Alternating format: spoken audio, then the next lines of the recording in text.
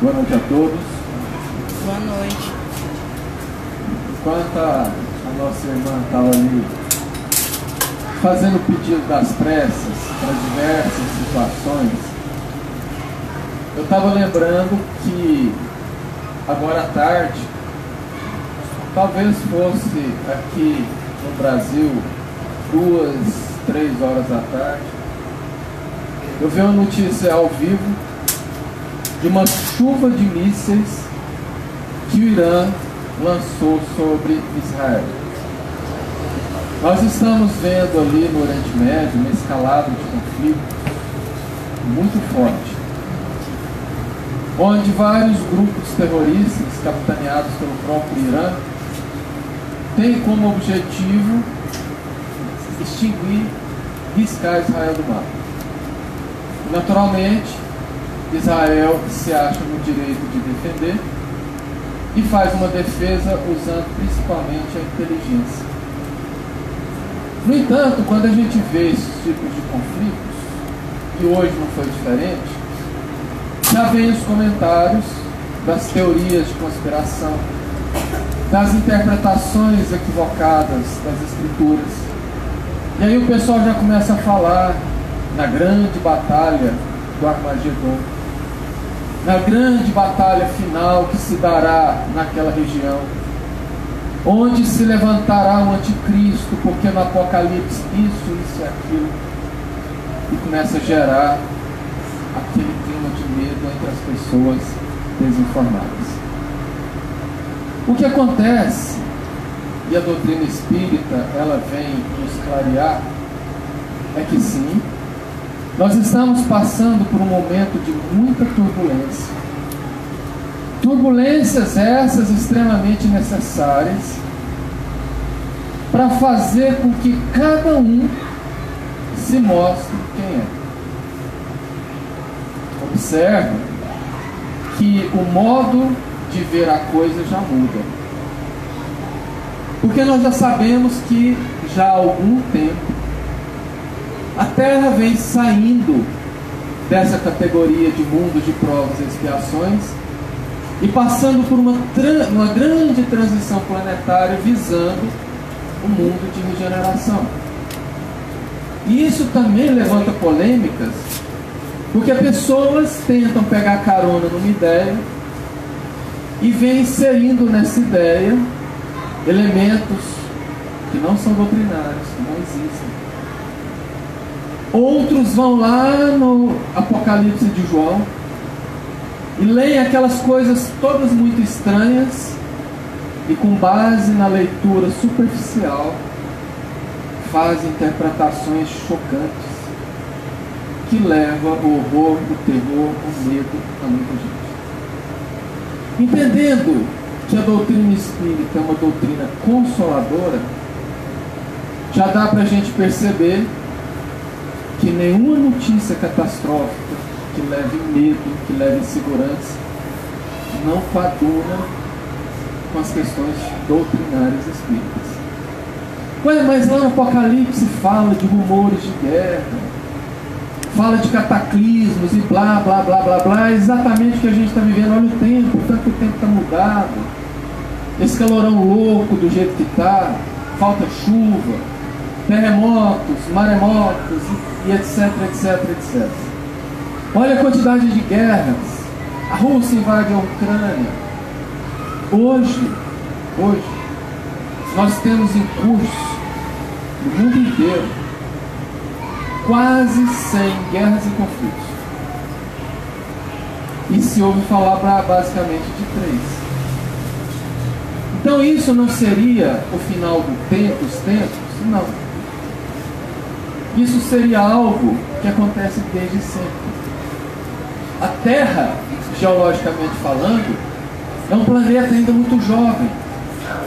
Nós estamos sobre uma camada liquefeita. Imagine que você pega um cilindro, uma lata, e põe uma tábua em cima da lata, sobe com os 2 pés e tenta equilibrar. Somos nós na crosta da Terra. Tirando uma camada que, em relação ao diâmetro da Terra é muito fino, o resto para baixo é líquido ou semilíquido. Então é natural que as placas se movimentem e tem terremoto, sempre teve, está tendo e vai ter. Quando tem o terremoto embaixo do mar, cria as tsunamis e sai varrendo costas, sempre teve. A diferença é que antes levava 1 mês, 2 meses para a notícia chegar. Hoje é ao vivo, é online. Então nós temos a impressão que as coisas estão acontecendo mais. Não, é que agora está sendo mais noticiado. O calorão, não é difícil a gente entender o porquê do calorão. Se nós entendermos que tudo é um ciclo, né? A planta, ela faz a fotossíntese. Nesse processo, ela absorve o oxigênio e emite o gás carbônico. Ela contribui na formação da umidade do ar, que evapora, que cria nuvens, que chove, que a terra absorve, que vai para o lençol freático e recomeça o ciclo. O que nós estamos fazendo com as nossas florestas? Eu tinha 12 anos, me lembro muito bem. Nós íamos daqui para Rio Verde, era mata alta dos 2 lados. Se você viajasse durante o dia, você viajava dependendo da hora, no sendo meio-dia, você viajava na sombra. Era verde para tudo quanto é lado. Hoje você olha, não tem mais nada. Ainda tem um truque aí, que é pegar as reservas, que é obrigação por lei. Na época seca, bota fogo. 2 anos depois vira lavoura. Vai secar, vai fazer calor. Não tem nuvem, não tem chuva. Região de Caiapônia, que é muita serra, tem muito mais chuva do que aqui. Então isso não é questão de mudança, isso não é consequência nossa, dos seres humanos, da ganância humana. Então, ok, mas o que o Apocalipse fala? Bom, uma vez chegaram no Chico. Chico, o que você diz sobre o Apocalipse de João? Aquelas mensagens todas estranhas e tal. O Chico, na sua mineirice, entendendo que não tinha como explicar para uma pessoa algo que requer anos e anos de estudo, disse: não, minha filha, não preocupa não. Quando o João escreveu, ele já estava com quase 100 anos, estava caducando. Aquilo ali é só maluquice dele. Por que ele falou assim? Porque o Apocalipse não foi um texto escrito para a gente ler hoje, muito menos ao pé da letra. Ele é um texto escrito por um judeu, porque João era judeu, Jesus era judeu, eram escravos, porque o povo judeu naquela época estava sob o domínio do Império Romano, portanto todo mundo que era judeu era escravo do Império Romano. As pessoas às vezes nem percebem isso, mas é uma verdade. E o povo judeu, eles usavam muita figura de linguagem, muita metáforas. Então, se um homem que viveu há 2000 anos atrás escreveu um texto dentro de uma cultura por um tempo, não tem como a gente querer entender hoje. Imagina um goiano ou um mineiro que pegasse um pedaço de papel e escrevesse uma mensagem assim: hoje a cobra vai fumar. Quando eu chegar lá em casa, meu filho vai ver com quantos paus faz uma canoa. Porque nem que a cobra, nem que a vaca tussa, eu vou mostrar para ele com quantos paus faz uma canoa, porque tirou 0 na prova. Todo mundo entendeu o que eu quis dizer? Entendeu, né? Mas se eu pegar essa mensagem, pôr num papelzinho, guardar, e não daqui 2000 anos, daqui apenas 100 anos, um japonês abrir e traduzir, o que ele vai pensar? Nossa, lá em Goiás naquela época a cobra fumava, vaca tossia, chovia canivete. É isso que acontece quando a gente lê o Apocalipse com o entendimento de hoje. Entendeu? Tanto é, e quando os estudiosos vão decifrar, eles dizem que lá não fala do final dos tempos, fala do final de um tempo. Qual seria o final de um tempo? O final do mundo de provas e expansões. As guerras sempre tiveram. E hoje elas são, pasmem, menos cruéis do que há 100 anos atrás. Não, há 80 anos atrás. Na Segunda Guerra Mundial, sobrevoavam-se cidades despejando toneladas de bombas sem querer saber quem está embaixo. Hoje, tirando esses grupos terroristas, como fizeram hoje, jogaram mísseis em cima das cidades sem querer saber quem está embaixo, a maioria das guerras, eles avisam para a população sair e lançam mísseis tão precisos que a margem de erro é 2 metros. Já é uma evolução. Não é boa notícia, mas já é uma evolução. Vai chegar o tempo que nem isso vai ser preciso mais. Mas até chegar esse tempo, nós haveremos de sofrer as consequências. Por quê? Porque nós fazemos parte do mundo. Não tem como eu viver numa região pantanosa e por mais que eu seja cuidadoso, nunca me sujar. Não quer sofrer? Não quer ter as consequências da iniquidade humana? Evolui para ir para Júpiter. É simples assim. Porque enquanto nós estivermos aqui, nós estamos porque nós somos em essência iguais. Olha o Brasil hoje, rachado no meio até hoje por causa de quem? Político. Tem família que está dividida até hoje por causa de quê? De política. Por causa de política, se briga, se mata. Política.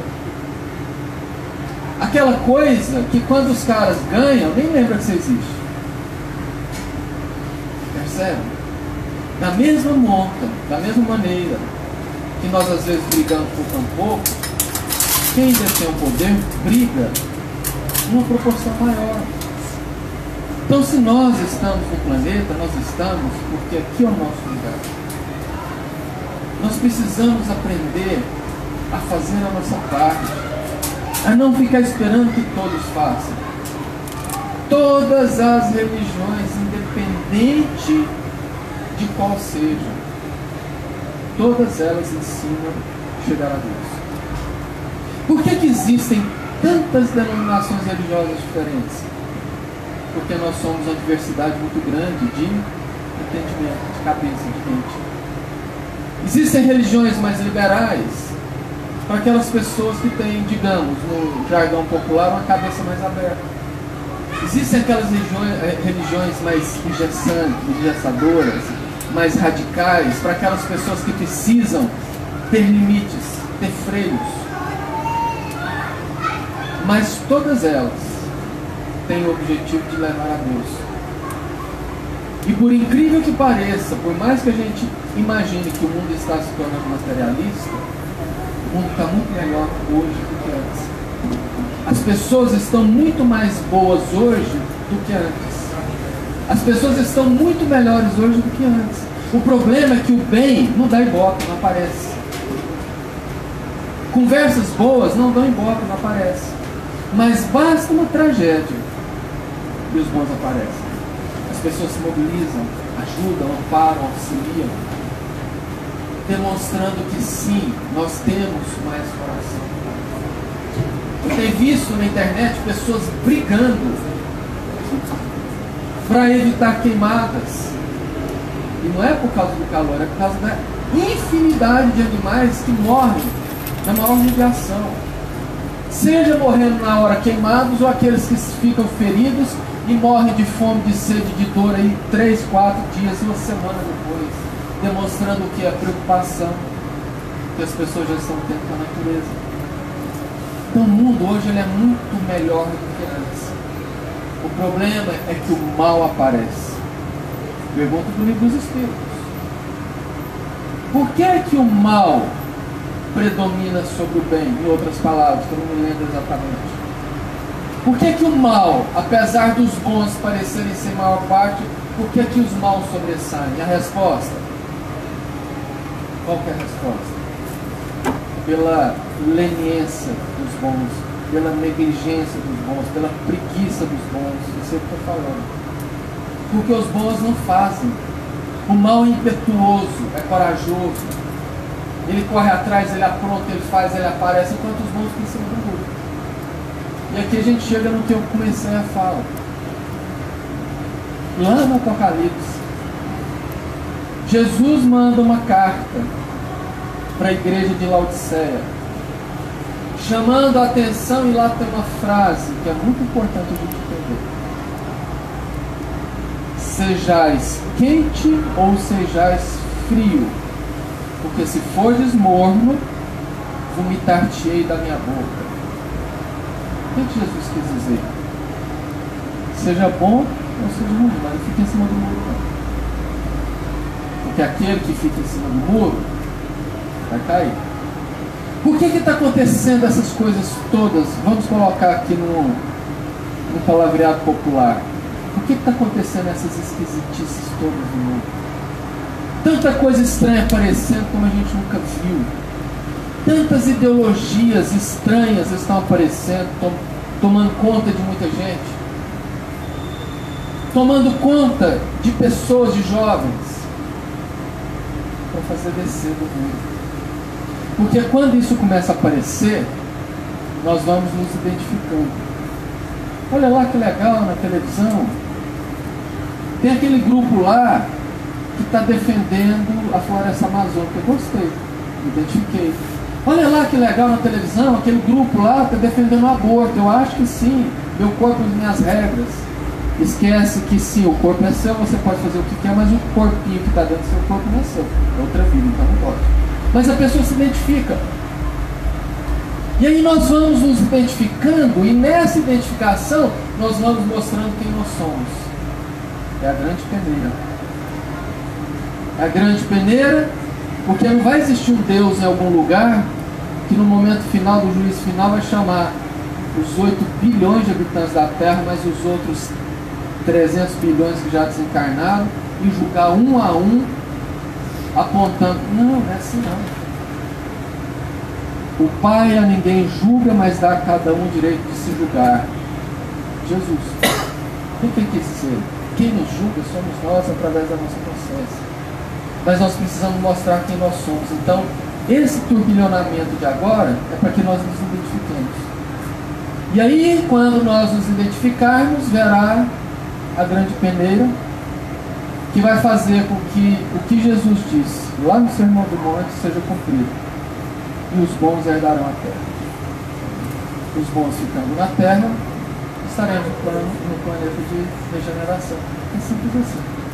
Então, estudemos e deixemos de alarmismo, de pessimismo, e façamos a nossa parte. Que não antecede de todo. E tenhamos todos um excelente resto de semana. Jesus te abençoe. Obrigado.